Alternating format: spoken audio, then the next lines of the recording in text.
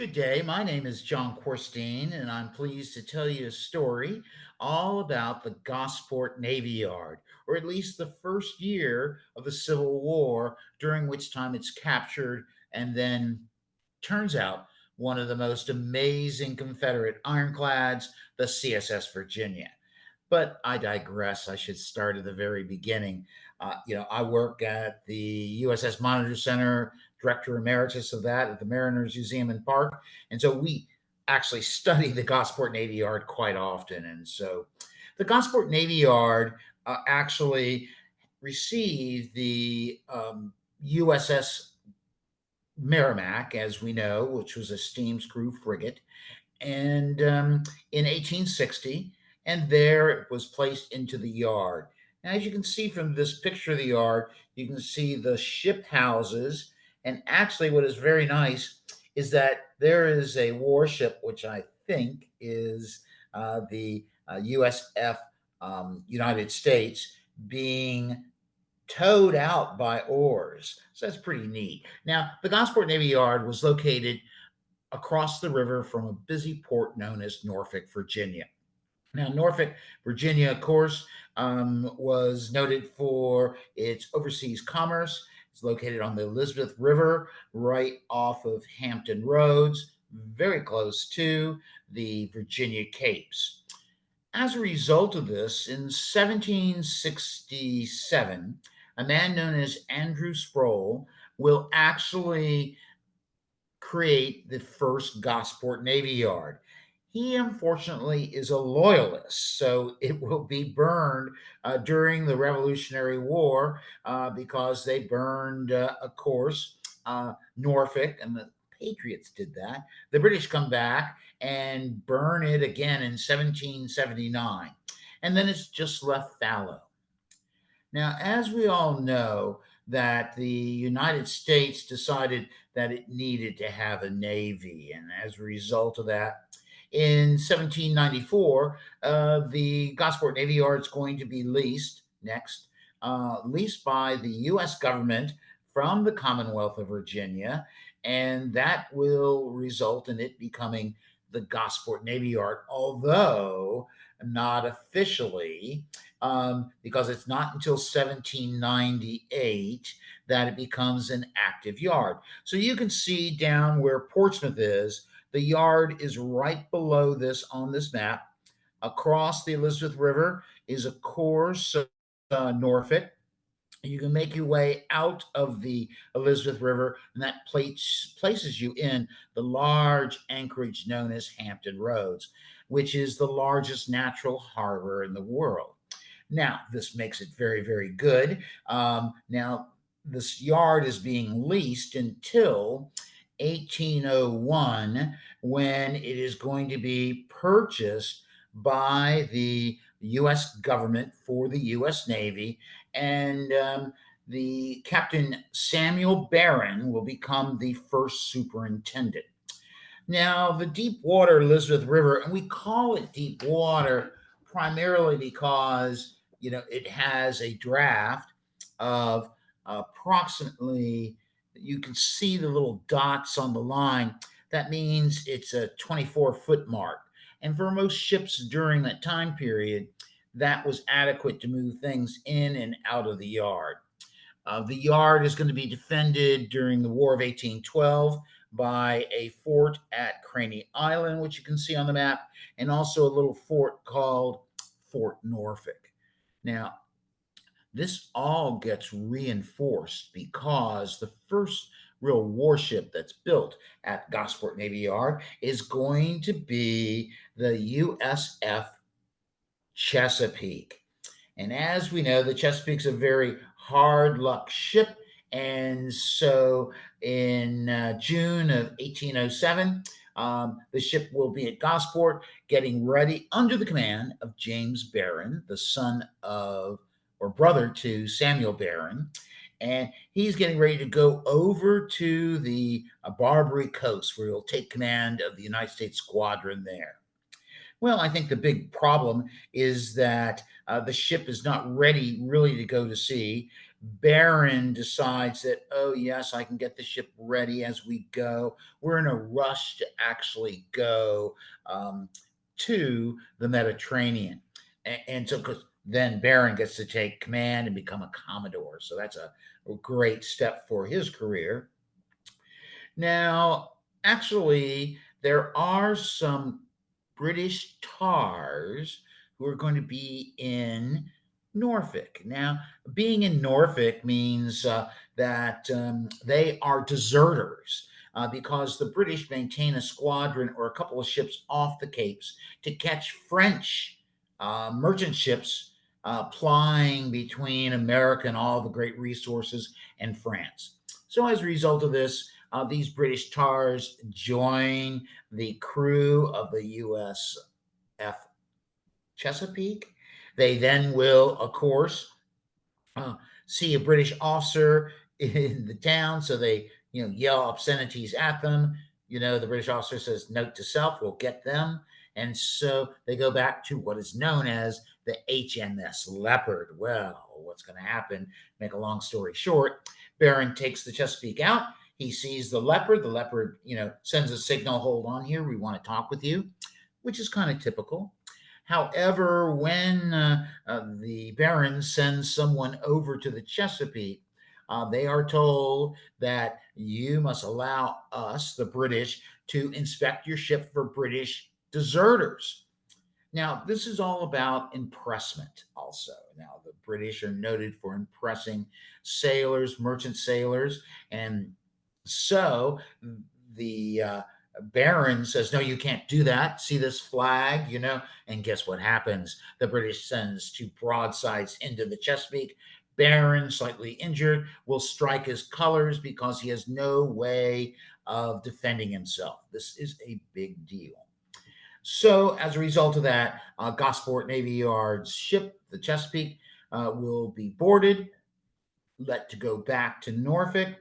However, Barron will be court-martialed later, and actually, Gosport Navy Yard will have to repair the ship. Now, during the War of 1812, the uh, Gosport Navy Yard was something the British wanted to capture. So in February of 1813, they come into the Chesapeake Bay. They anchor right off of Craney Island, which you can see at the mouth, that huge mouth of the Elizabeth River. And so they want to capture American frigate that's there, the USF Constellation. Well, there's a battle there on June 25th, 1813, which the Americans win. They defeat the British, who have landing parties. The first time you see rockets red glare. And so the British, even though they need Gosport, they're unable to capture it. And so Gosport becomes something of great importance because after the War of 1812, the United States realizes we are not ready to do anything because we don't have enough Navy yards. We don't defend the Navy yards well enough. So, as a result of that, Stephen Decatur, the great hero, is going to be in command or in charge of, chief, I should say, of the Naval Base Board, which is working hand in hand with the Coast Artillery Board. So, number one, we have to build better forts to defend the yard, which is Fort Monroe, and also what's known as the Rip Raps, later Fort Wool, in the middle of the harbor. Fort Monroe is across the Hampton Roads from the entrance to the Elizabeth River. And so then they start to expand the yard because Decatur says this is the best place for us to have the largest Navy Yard in the United States. Number one, we have deep water. Number two, we're at a midpoint on the coast. Number three, we have an offsite anchorage at Burwell's Bay, which you followed up into the James River. You get there about 15 miles away from Craney Island. So this is great. So the Americans start to really invest in making Gosport the greatest yard in America. In fact, this is confirmed when the U.S. Navy in 1820 will launch the huge USS Delaware, which is a ship of the line, and that ship of the line proves the excellence of Gosport shipwrights and naval constructors. This yard will go through a tremendous expansion between 1820 and 1859. Okay. And as a result of that, many venerable ships will come into the yard for repair. The USF Constellation, the Constitution, the USS Columbia, and many other ships. And actually, Gosport plays a huge role in the American Navy's transition into the steam navy. Now, how do they do that? Well, I got to tell you, they will build the first granite dry dock. Slide next, please. First granite dry dock, and you can see the yard itself right here. And basically, the yard is to the left of the picture. Okay, and so you can actually see in there the granite dry dock, which means excellence in shipbuilding. It's a little piece of water. It's kind of yellowed off from the rest of Portsmouth because it had its own town called Gosport. Just like in England, where you have Portsmouth, you actually have a yard in what's called Gosport, which is a little town outside of Plymouth, to be precise. Well, I got to tell you, they will finish that granite dry dock in 1825. They then will actually say that they can repair any ship of the line of any size. Now, because this is to support the U.S. Navy, they build the Naval Hospital, Portsmouth Naval Hospital, which is right up to the right, which is at Hospital Point. And so that is very important for maintaining our yard. Now, I got to say, they add a steam pump for the yard. They actually have the gas works to support all the machinery in the yard. They will do such improvements as create a new machine shop. They will also build training schools for midshipmen, naval constructors, and trade apprentices. Besides the granite dry dock, they build a granite quay, which is right to the right of the dry dock. That has many cranes and shears that are able to do almost any type of repair.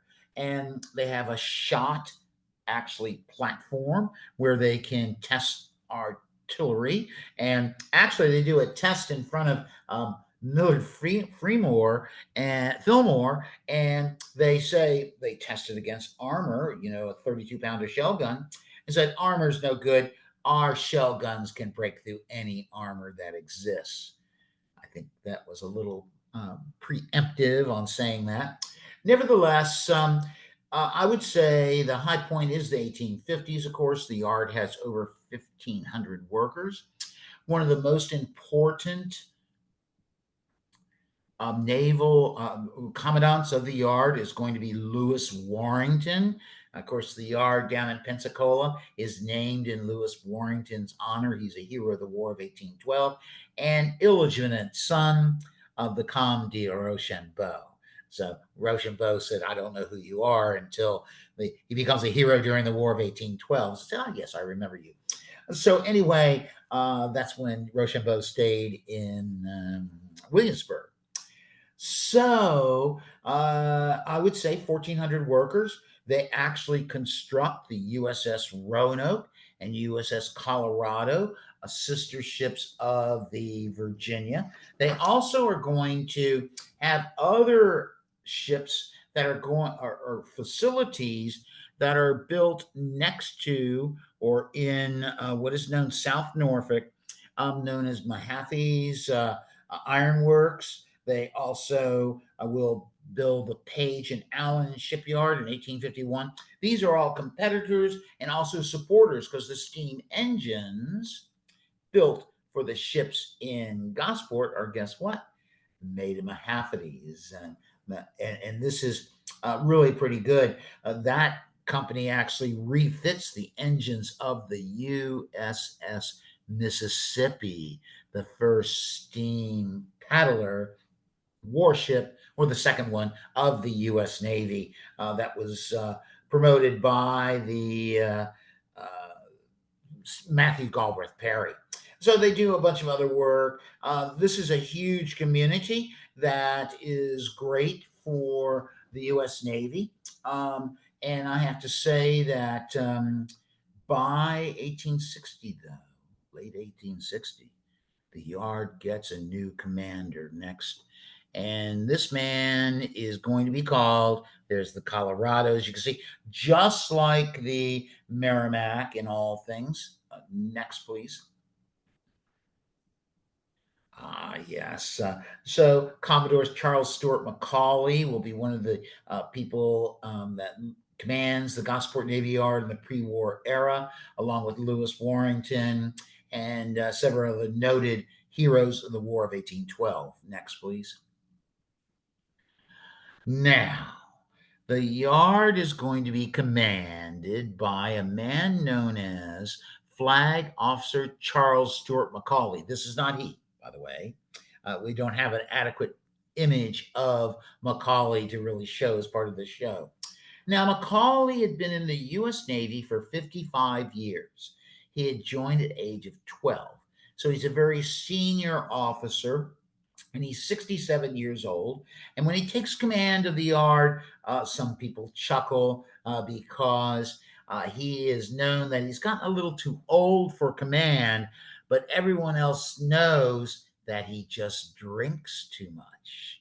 Well, this is not a good thing to be in command of a major facility. So actually, under Macaulay's command, the workforce drops to 700. And there are numerous ships that are going to be in the yard in what is called ordinary. Now, you have farther down in the yard, up the western branch of the Elizabeth River, is going to be what's known as Rotten Row. And so that's where major ships are located, like the Raritan, the Columbia, the Columbus. Actually, the largest wooden warship, sailing warship, built in the United States to date was the USS Pennsylvania, and it's rated at 140 guns, believe it or not. The trouble there is it's stuck in the mud. And so, even though they have a diving bell and all this other equipment, no one does anything about it. Also, in there are some newer ships that have been brought in: the Brig Dolphin, the sloop of war, the Germantown, the sloop of war, Plymouth, and of course, as we all know, the Merrimack. Now, the Plymouth is 22 guns. It also has the USF United States, that venerable ship that's used as a receiving ship, as is the Pennsylvania. That's how important this yard happens to be. Now, they also have two ship houses, which is typical. They're developed during the War of 1812. In there are going to be a couple of ships, mainly the 72 gun USS New York. See, Stephen Decatur came up with this concept that said, okay, what we want to do is we know that we may have war with Great Britain again. And so we know to stop them from blockading our ports effectively, we have to have two ships of the line here in every one of our major yards. So they start to build them, and because of the parsimonious Navy Department, the Congress, these things never get finished. They're half complete, which Decatur says, well, this is okay, because when we declare war against Britain, we have about 6 weeks to fit out these ships. And so that is really pretty good for the Americans, so they think. Now, in early 1861, the yard is in confusion, disorder, as one has said. Actually, because war clouds are coming. Um, actually Gideon Wells will send Flag Officer Garrett J. Pendergast with the USS Congress. The Congress is a sailing sloop of war which had been received from a frigate. It is going to be positioned in Gosport Navy Yard to add to defense. Now, remember, Lincoln takes over in March, and all these war clouds are coming everywhere. Virginia stays loyal to the Union. However, the events of early April are going to change everything. Now, Wells wants Pendergrass to stay in Hampton Roads, protect both Gosport and basically Fort Monroe. Now, the Cumberland has 24 guns, including a 10-inch shell gun and pivot mount. And that is a major thing to add to our armament of 9-inch Dahlgren shell guns. So this seemed to be, they're going to be able to stop any secessionist movement that might happen. Well, I have to say that Gideon Wells didn't think about replacing the commander of Gosport. And I have a couple of quotes I want to share to you all. Now, just remember, Macaulay is a noted officer. He was a hero at different times, and yet he is not quite up to snuff, as I've already noted. Now, Gideon Wells recognized that Gosport and the USS Merrimack, especially, were prime targets. Why? The Merrimack was a steam screw frigate put into service in 1857. So the U.S. Navy had built steam screw sloops like the Hartford class, and then they also had built the USS Merrimack or the Merrimack class. And they range from armaments from 40 guns to 47 guns. Now, I have to say, just remember, war clouds are circling in Charleston over Fort Sumter. War clouds are circling in Pensacola over the Fort Pickens and trying to make sure that the Confederates can maintain Warrenton Navy Yard in Pensacola. So Wells will write Macaulay that he says, in view of the peculiar condition of the country and of events that have already transpired, it becomes necessary that great vigilance should be exercised in guarding and protecting the public interest and property committed to your charge. It is therefore deemed important that the steamer Merrimack should be in a condition to proceed to Philadelphia or to any other yard should it be deemed necessary, or in case of danger from unlawful attempts to take possession of her, that she will be placed beyond their reach. Now, also in this little telegram that Wells sends to Macaulay, is that he says, don't do anything. Well, he actually says, you must do everything you can to defend the yard. You must do everything you can to defend the shipping under your charge. You must do everything to defend the yard. However, you must do nothing to madden the Virginians. And so I leave it all to your discretion. Now, I've always had this one question. How well does a drunk have discretion? The answer is not very well. Plus, Macaulay has 20 officers serving under him, and 13 of them are going to join the Confederate Navy as soon as Virginia leaves the Union. So, of course, Macaulay is saying, what should I do about this? And, people will say, well, let's have another drink and think about it. So there's all these delays by Macaulay. And in fact, Wells added, indeed, it is desirable that all shipping and stores be attended to, and that you should think an additional force necessary, or that other precautions are required, you must apprise the department. In the meantime, exercise your own judgment in discharging the responsibilities that resolve on you. Do nothing that would be considered as steps to cause needless alarm. Be it best to order most of the shipping to sea or other stations. Now, Macaulay writes back, well, I got some problems down here. It's going to take a month to get the Merrimack, slide, please, ready. And I want to tell you who that person was for a second. Can I go back for a second? This is going to be William Booth Tolliver, a brigadier general in the Virginia militia, later a major general in the Confederate Army. He is a delegate for the Virginia Assembly, so he's organizing pro Southern Virginians near Norfolk to just in case they need to have the yard. And that becomes very apparent. Now, I have to say that when Macaulay says, oh my gosh, all the engines are dismantled in the Merrimack, and so it's going to take us a month to get it ready.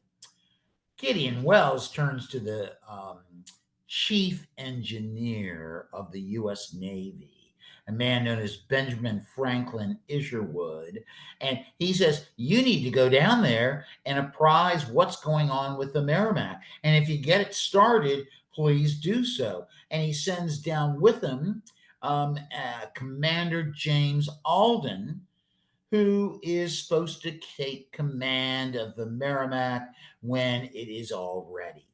Now, I just want to remind you all, during this time, the engineers are considered beneath all the line officers. Everything's according to seniority, which is going to cause a huge problem in Gosport as time goes by. Now, Isherwood arrives on 14 April 1861, and he works all around the clock getting the engines working and so forth. On April 16th, you know, once again, Wells sends Macaulay, this is a good one. You must get everything ready for the Merrimack to have armament on board and ready for sea. Vessels and stores under your charge will be defended at all hazard, repelling by force if necessary, and all attempts to seize them will be, whether by mob violence, organized effort, or any assumed authority, must be stopped. Now, why is Wells saying these things? Because he needs steam powered ships, any ships, to start to enforce the blockade, which he knew would soon be called upon. Now, as we know, there's some huge things that Macaulay has an advantage. Number one, slide, please. He has across the harbor what is known as Fort Norfolk. Now, if you see the center long building in Fort Norfolk, that is the magazine where 250,000 barrels of gunpowder are stored. He also has the USS Pennsylvania. It may be stuck in the mud, but it has half of its armament on board. The guns are all shotted and ready to defend the yard in any session. Now, Pendergrass, who's commander of the Cumberland, will say that his sloop's going to stay because he wants to make sure that the country is ready for great vigilance and energy at Norfolk. So he takes the Cumberland, moves it right off Gosport Navy Yard. Now, okay, this is, let me tell you, when we talk about April 15th, what has already happened. Fort Sumter has been bombarded and captured by the Confederate forces in Charleston Harbor. Now, immediately upon that, Lincoln will do a couple things that may have not been the smartest things to do, but he proclaims a blockade, and then he also will say that he wants to raise volunteers to put down the violent rebellion in deep South states. Governor John Letcher of the Commonwealth governor of the Commonwealth of Virginia, say we refuse to be used to coerce sister Southern states. Ban on April 17, 1861. Virginia's out of the Union. That causes, of course, William Booth Tolliver and many of the naval officers in Gosport to start trying to make sure Gosport is turned over to the Confederacy without any damage to it. I mean, I got to realize his chief naval constructor was John Luke Porter. He joins the Confederacy. His executive officer, oh my gosh, he's John Randolph Tucker. He joins the Confederate Navy. And so this is a bad thing. But the yard has a 12-foot wall defending it. It's got the Cumberland. It also has the Pennsylvania. So there's about 600 sailors and Marines to defend the yard. Now, and the yard wall is 8 feet high, excuse me. Now, the big thing is that when Virginia leaves the Union, they realize that they have to have Gosport. Now, on April 17th, Isherwood had finished getting the Merrimack ready to sea. The engines work, and it's amazing what he has done. So he goes to good old Macaulay and says, "Look, we're ready to leave port as we've been ordered to by Wells." And there's John Alden says, "I'm ready to take commander of it." And Alden and Isherwood said, "Can we leave?" And Macaulay says, "No, you can't do that. You can't leave because I don't think the ship is ready." So the engines, the fires are all banked, and the ship sits there. Now, Isherwood and Alden go straight up to Washington, D.C. It's amazing. Steamboat traffic is still connecting Hampton Roads with Washington, and so it's a quasi war at this time. But I have to say, William Booth Tolliver, by the 19th, had now assembled over 800 men, and they're all outside the tracks. Along there with him is William Mahone, later to be a major general, graduate of VMI, but he's also president of the Norfolk and Western Railroad. So at night, they bring in trains, you know, with people yelling and screaming. So Macaulay thinks, what? Oh my gosh, they're getting reinforced. I'm trapped. I'm in trouble. So this is pretty dangerous. Now, on the 18th, they actually had already sent Lieutenant Pegram and Captain Henry Heath, who's a Virginia militia member, to meet with Macaulay, saying, "You need to turn to the yard." However, they say no.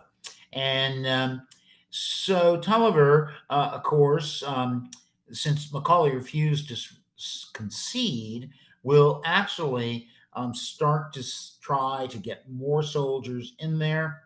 And so Gideon Wells realized that more resolute accuracy when Pendergast, or excuse me, Pendergast is not outrank Macaulay, so he can't take command. So when Isherwood and Alden gets to Washington, Wells goes, "Oh my gosh." And they say, "Well, this guy thinks he's in charge. You know, he's got seniority." So what Wells does is he dispatches Flag Officer Hiram Paulding, a veteran of over 50 years of naval service, and he is the most senior officer in the U.S. Navy. So they put him on the Pawnee, which is an 8-gun gunboat. Slide, please.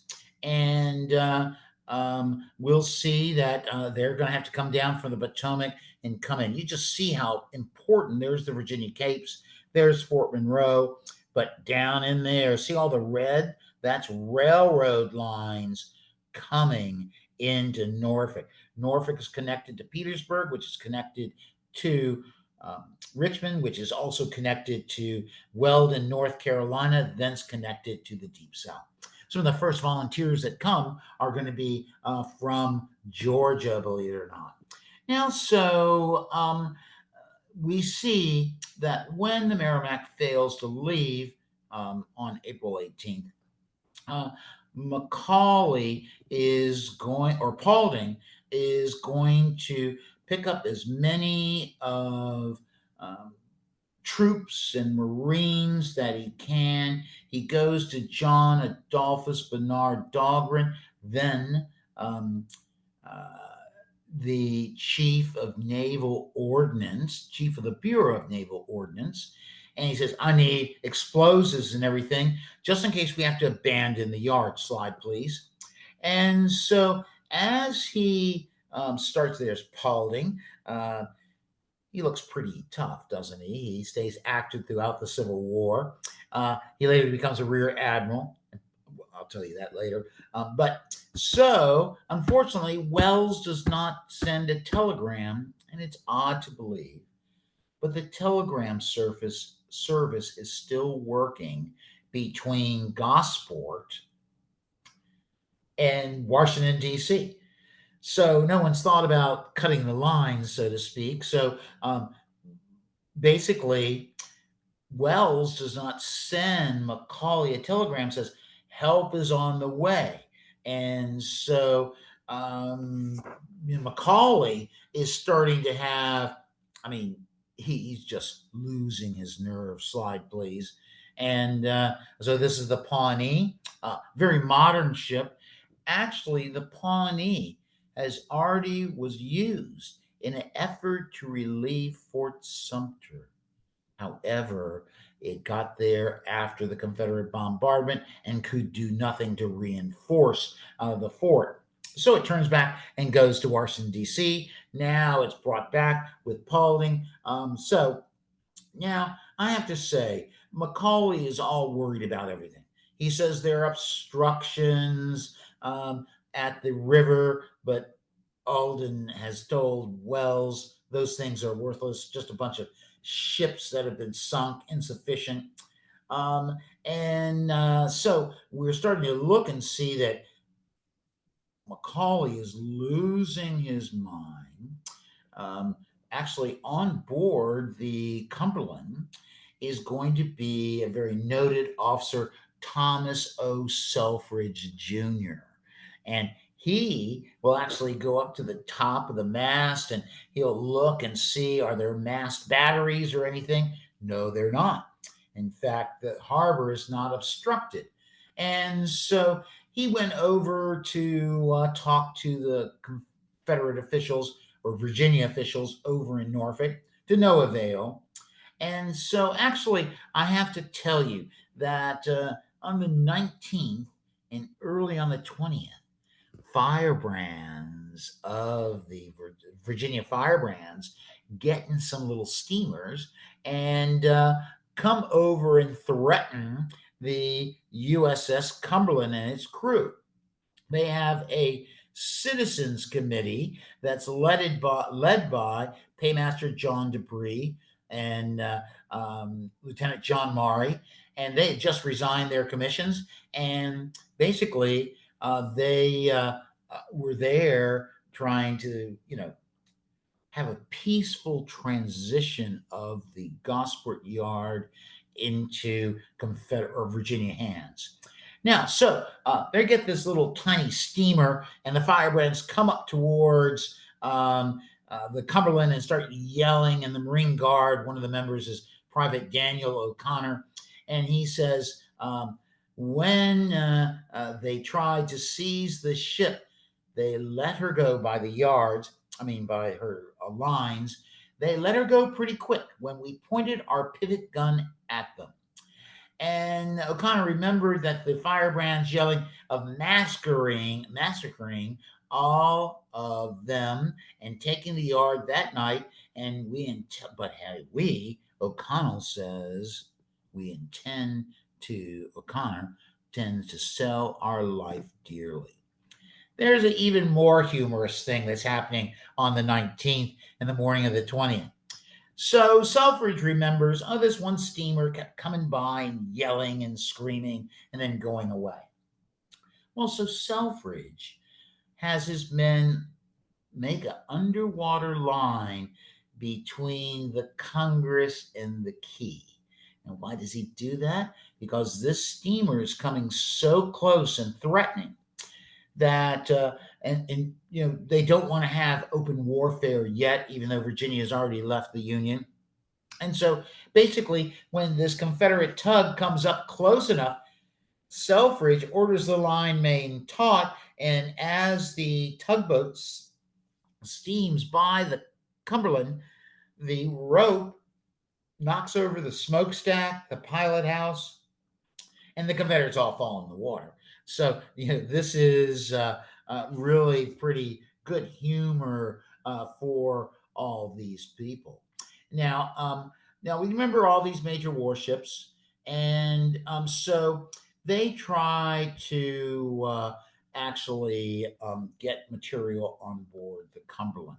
Um, so, due to the river's depth, they cannot take certain ships out.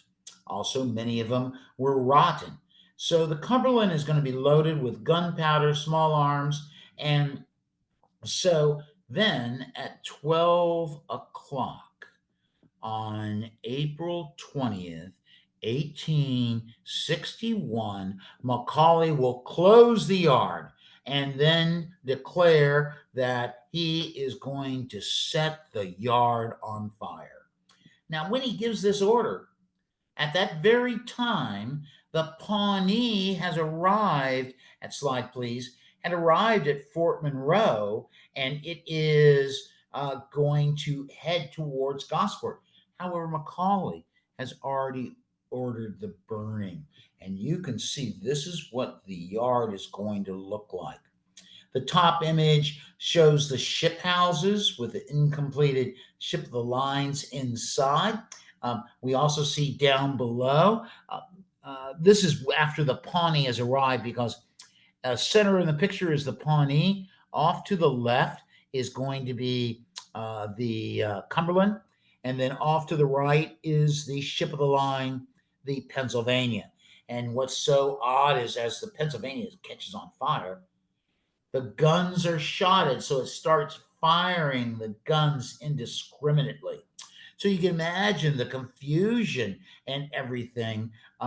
However, the crew members of the Cumberland and Pawnee decide to burn the yard, and so they could not. They wanted to blow down Gosport, basically.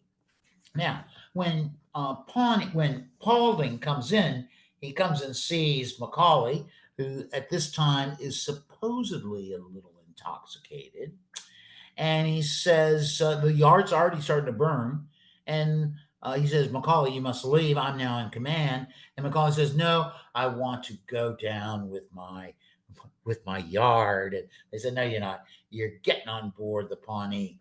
And so basically, Paulding has brought several ordnance experts with him. Lieutenant Henry Augustus Wise, who's deputy commander of the Bureau of Naval Ordnance. He also brings with him Lieutenant or Commander John Rogers, and also a U.S. Army officer, Captain Horatio Gouverneur Wright, who's actually a engineer. So they come down and they realize that they've got, slide please, they've got to destroy everything in this yard. So as a result of this is showing the yard right before the U.S. Navy is going to leave. They have to leave it as tide is going out on the morning of the 21st. So what they do is they race through the yard. Now, this is happening so quickly that they don't really do a good job of destroying the yard. Yes, all those old ships, but those old ships were worthless to the Confederates. There are 1,200 cannon laying along the quay at Gosport, tons of ammunition, there's an armory, what do they do to the armory? Instead of burning it, they take the guns out and throw them into the river. Well, they can be picked back up. The Confederates have occupied Fort Norfolk, capturing all the powder. And so basically, it is a terrible situation. So Gouverneur Warren sees all the cannon, including 300 modern 9-inch dog-wrench shell guns. Well, Warren takes Marines and Blue Jackets and will have them try to break off the trunnions that are located on each gun. And you can actually, the Mariners Museum, the Monitor Center, has one of those 9-inch dog guns that later served on the CSS Virginia. So not only is it missing the chase of its gun from battle with the Cumberland on March 8th, but also you can see where they took sledgehammers trying to break off the castable of the site. Also, what's even terrible is that they try to break off the trunnions, and that's an impossible job to do. But you can see the damage on this one gun we have, and so that's really amazing. So they burn the Marine barracks, they mine the granite dry dock, and you know, they are pretty happy with what they've done. But I have to tell you that the tide is rising. They mine the granite dry dock. Actually, Henry Wise personally goes on board the Merrimack and puts, powder, cotton waste, everything like that, and turpentine, and lights it afire. And then someone comes along and pulls its sea cocks. Number two, when Gouverneur Warren and Rogers mined the dry dock, a petty officer was concerned about all his friends in Portsmouth. So he breaks the powder trail so that mine in the dry dock does not blow up. Meanwhile, someone's on board the Merrimack, and guess what they do? They pull the seacocks. The question is, how well does a burning ship burn when it sinks? Well, you can see some of the problems. They do not destroy the foundry. They do not destroy machine shops. They do not, in other words, they're in a rush because they have limited time because Macaulay had started in a preemptive fashion. And you could see the burning of Gosport Navy Yard over in Fort Monroe, all the way up in Williamsburg, Virginia. You could see it over in Suffolk, Virginia. So just think, dry, rotten wood burning and ship houses burning. It was like a perfect conflagration. However, this is not going to be as successful as they all think. However, on the morning of, slide please, on the morning of April 21st, the Confederates or Virginians will walk into the Gosport Navy Yard, and amongst all the ashes and destruction, they discover that they have the wherewithal to build a navy. Number one, Granite Dry Dock is not destroyed. Number two, you can see the machine shop to the left of the Virginia. Oh my gosh. And then they also didn't destroy the foundry. But I think more importantly is that several ships were not properly destroyed. One of them is going to be the Germantown, which will be raised, moved out to the mouth of the Elizabeth River, and placed there and they fill it with sand so it's the only sand clad of the Civil War. You've heard of cotton clads and everything like that, but this is called a sand clad. They pull up the Plymouth thinking about how they can use it, but more importantly, of course, they have a diving bell. They have all this equipment that the Federals failed to destroy. So they go down on the diving bell and they go, oh my gosh, the ship is only burned down to its copper line and that nothing has happened to the engines. So they then decide to use camels, which are big sacks they fill with air, and they raise the Merrimack. Um, Flag Officer French Force becomes commandant of the Gosport Navy Yard under the Confederates, and they then begin this tremendous conversion of the USS Merrimack into what is known as the CSS Virginia. This is a sketch showing the first time the Virginia is going to be in dry dock. And you can see the ram that was put on. Now, the ram was something that was put on because of John Mercer Brooke, who owns the patent to the Virginia. And John Luke Porter didn't like Brooke, and Brooke didn't like Porter. And then there's Catesby Jones, who's supervising everything, and he doesn't like Porter. So as a result of that, they poorly mount that ram, which will have an effect during the 2-day battle of Hampton Roads. Now, after saying the story, we say, what does it mean? Well, the largest shipyard in America now becomes Confederate property. This yard has a Naismith steam hammer. It has everything you need. It has an annealing forge that can actually roll 1-inch iron plate. It has over 700 tons of scrap iron, believe it or not. All that scrap iron is going to be sent to Richmond to Tredegar to make the iron plate of the CSS Virginia. And you can see those are 2-inch iron plate. They have the guns there. Actually, those 300 9-inch Dahlgrens are sent all over the Confederacy. In fact, there's one gun, it's called a howitzer, it's really a carronade, at Fort Donelson that has a GYN marking, Gosport Navy Yard. And so you can see how important, not only to the Confederates, the gunpowder they used during the Battle of Bull Run is going to come from where? Gosport Navy Yard. So this is a huge advantage to the Confederacy. They begin to build forts, and because of the Virginia, the Federals now, because of the transition of the Merrimack into the Virginia, the Federals by July and August say, whoopsie doodle, they're building an ironclad because some of the newspapers in Virginia, like the Lynchburg Virginian, shouts out, we've captured Gosport Navy Yard and we have enough material to build a dozen ironclads. Well, the people in the North get those newspapers and, they then know that something is amiss.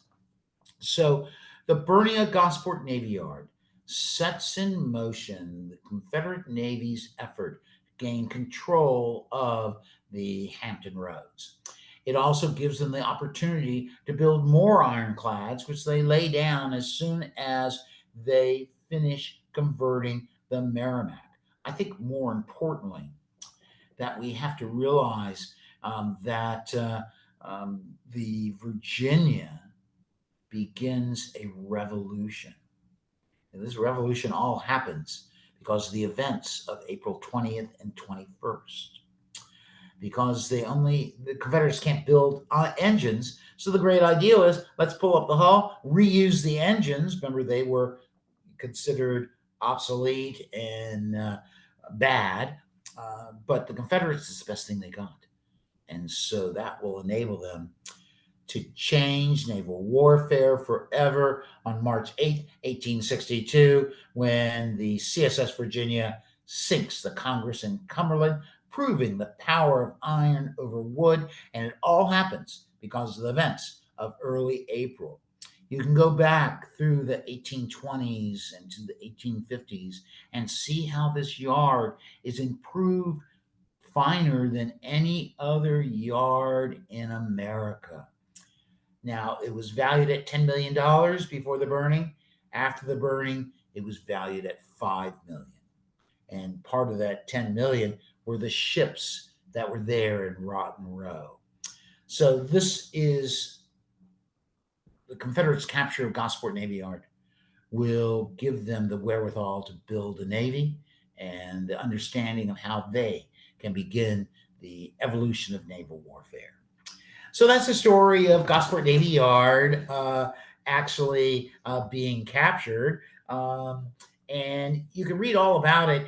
Actually, I should have told you all. The quotes came from this book I wrote, the called "Sink Before Surrender," the CSS Virginia, and um, and so basically, once again, I work at the Mariners Museum. If you want signed copies of my book, you can contact the museum, or you can come and visit. I can promise you, you will be amazed at the objects that we have, not just from the Virginia, but more so over from the USS Monitor. The Monitor was created as a result of the burning of Gosport Navy Yard. Thank you all.